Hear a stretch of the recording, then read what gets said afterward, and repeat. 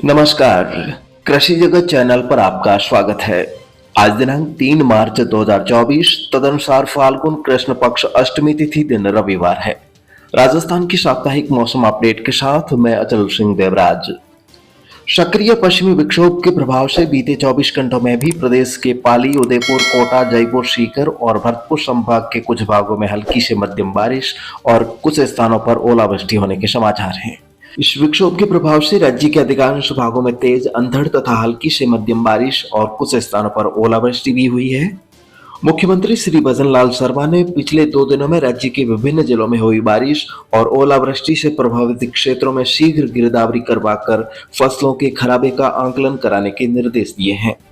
इसके साथ ही इस विक्षोभ के प्रभाव से पिछले 48 घंटों में बिजली गिरने से जयपुर, दौसा और सवाईमाधोपुर जिलों में एक महिला समेत 7 लोगों की मृत्यु हुई है, जबकि 2 अन्य घायल हुए हैं। मुख्यमंत्री ने बिजली गिरने से मरने वालों के परिजनों को 5-5 लाख रुपए की आर्थिक सहायता देने के निर्देश दिए हैं। साथ ही उन्होंने घायलों को समुचित सहायता और इलाज उपलब्ध करवाने को भी कहा है। मौजूदा पश्चिम विक्षोभ का असर अब राज्य के लगभग सभी भागों से समाप्त हो चुका है। साथ ही अब तेज हवाओं का दौर भी थम गया है। आज केवल भरतपुर संभाग के भरतपुर और धौलपुर जिलों के 1-2 स्थानों पर मौसम बदल सकता है, जबकि शेष सभी जिलों में मौसम मुख्यतः शुष्क रहने की संभावना है।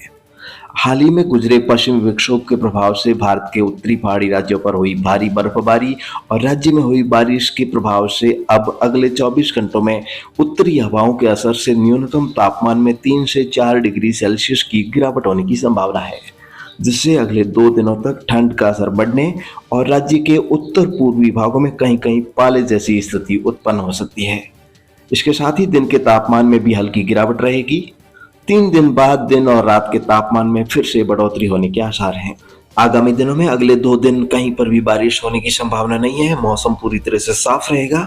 वहीं अगले 1 सप्ताह तक तेज हवाएं चलने की भी कोई चेतावनी नहीं है। ऐसे में किसान भाई अब सामूहिक रूप से पकी हुई फसलों की कटाई का कार्य जारी रखें।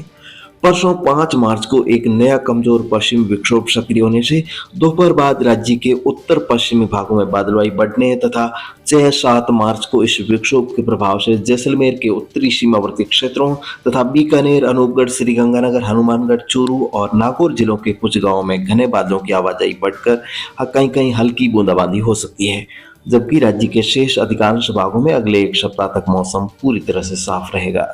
इस दौरान हवाओं का रुख भी उत्तर पूर्वी रहेगा। बीच बीच में बिखरे तौर पर आसमान में हल्के बादल नजर आ सकते हैं।